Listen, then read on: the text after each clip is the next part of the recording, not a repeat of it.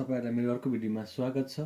म आज तपाईहरुलाई क्लास 10 को ट्रिगोनोमेट्री को मल्टिपल एंगलसँग रिलेटेड रहेको क्वेशन लिएर आएको छु र यो चाहिँ 4 मार्क्स मा सोध्ने यो एकदमै इजी क्वेशन रहेको छ। यो 4 मार्क्स मा सोध्ने गरेको छ। यसलाई चाहिँ म हजुरहरुको सामु गर्न गइरहेको छु। यसमा हेर्नुस्, यसको सबभन्दा पहिले हामी एलएचएस लियौं। Taking LHS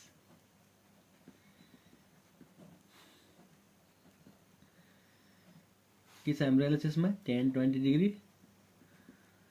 plus tan 10 degree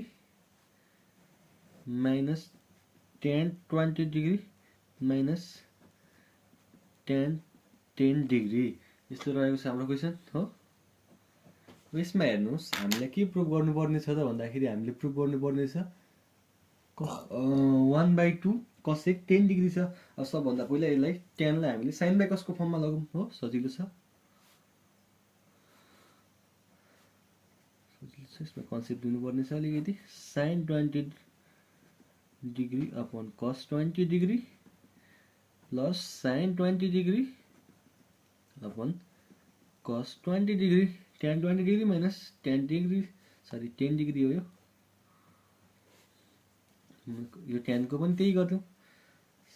sin 20 degree upon cos 20 degree minus sin 10 degree upon cos 10 degree.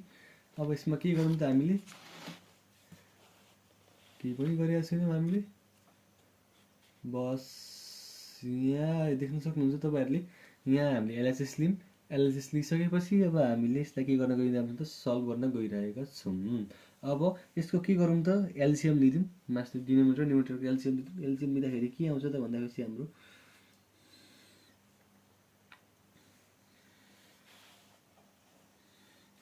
LCM लिँदाखेरि हाम्रो आउनु जान्छ यहाँ यसको एलसीएम हुन्छ यो र यो मल्टिप्लाई हुन्छ, यसरी क्रस मल्टिप्लाई गरेर यो र यो मल्टिप्लाई हुन्छ, मुनि रहन्छ। त्यसपछि यता क्रस मल्टिप्लाई यतापट्टि क्रस मल्टिप्लाई हुन्छ एलसीएम मा। त्यो एलसीएम लिन चाहिँ हजुरहरुले जानेको हुनुपर्छ।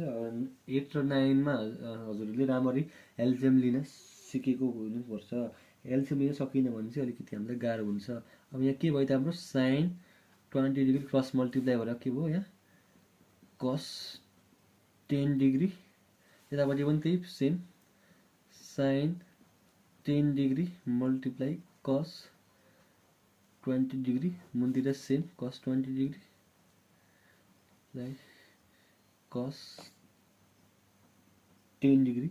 अब यसको यो भागको पनि गर्दियौं। यसको पनि सेम हो, यसरी cross multiply sin 20 degree into cos 10 degree minus sin 10 degree into cos 20 degree का मुनितिर के आयो त यहाँ पनि cos 20 degree multiply cos 10 degree. अब हेर्न सक्नुहुन्छ यो र यो हाम्रो के भयो त क्यान्सल भयो। हामीसँग बाँकी के छ sin। अब हाम्रो यो के को फर्ममा गइरहेछ यसो हेर्नु त यसलाई sin a into cos b sin a into sin a into cos b cos a into sin b को फर्ममा छ।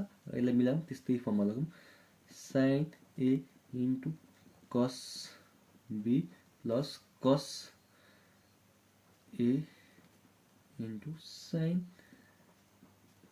b। हेर्न सक्नुहुन्छ cos sin र cos को यही फर्ममा गयो। अब त्यसरी यसलाई पनि तलतिर गर्दा त्यही तरिकाले अर्डरमा लेखौँ।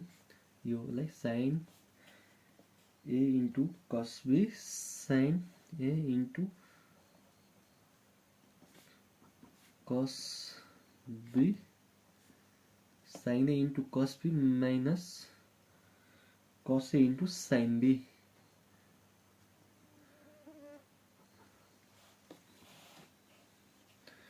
cos a into sin b। हेर्नु तपाईँ हामीले के गर्यौं भन्दाखेरि यसकोलाई यो माथिको जुन छ नि त्यसलाई चाहिँ हामीले त्यही अर्डरमा लेखेका छौं हो। त्यही मिलाउनको लागि sin a प्लस b र sin a माइनस b को फर्ममा गएको छ यो। त्यही भएकोले यसमा हामी के लेख्छौं sin 20 डिग्री प्लस 10 डिग्री लेख्न मिल्छ यसमा, किनभने दैट इज यो चाहिँ कुन फर्मुला हो त साइन ए प्लस बी यो चाहिँ कुनमा गएको छ त साइन ए माइनस बीको टर्ममा गएको छ। अब त्यसपछि साइन 20 प्लस 30 भयो, अर्को के त साइन 20 माइनस 10 डिग्री भयो हो। दुईटालाई गर्दाखेरि के आउँछ हाम्रो यहाँ sine 30 degree upon sine 10 degree. अब यहाँ त्यसपछि यहाँ यतिसम्म त हजुरहरूले बुझिसक्नु भएको छ, यहाँ केही पनि छैन। त्यसपछि यता पनि जाउँ, sine 30 degree sine 30 degree upon sine 10 degree छ हो। साइन 30 डिग्री भनेको हामीलाई भ्यालु थाहा छ कति हो 1/2, साइन 10 भनेको जस्ताको तस्तै, ठिक छ। अब यसले यसको के गरौँ त भन्दाखेरि यसको पनि मुनतिर 1 हुन्छ हामीलाई थाहा छ हो। त्यस्तो हुँदाखेरि के हुन्छ 1/2 इन्टु 1/2 इन्टु के हुन्छ त यो 1/sin 10 डिग्री हुन्छ हो। द्याट इज 1/2 जस्ता छ। 1/sin भनेको कति हो 1/sin भनेको हाम्रो कति हो त cosec 10 डिग्री हो। यसरी चाहिँ हामीले यो 4 मार्क्सको न्युमेरिकल हामीले यो तरिकाले सहज तरिकाले गर्न सक्छौँ। यो सजिलो रहेको छ, यसमा केही पनि छैन। दुईटा फर्मुला लागेको छ, एउटा रेसिप्रोकल र कोसेन फर्मुला चाहिँ हामीले जान्नुपर्ने हुन्छ। र हजुरहरूलाई चाहिँ म रेसिप्रोकल र कोसेन फर्मुला के हो, पाइथागोरस थ्योरम के हो, ट्रिगोनोमेट्रीमा हामीले कसरी युज गर्छौँ, कसरी एङ्गल निकाल्छौँ, त्यो चाहिँ म हजुरहरूलाई नेक्स्ट भिडियोमा भन्दैछु। अहिलेको लागि चाहिँ यति नै। केही बुझ्नु भएन कमेन्ट गर्नु होला। हस् त, धन्यवाद।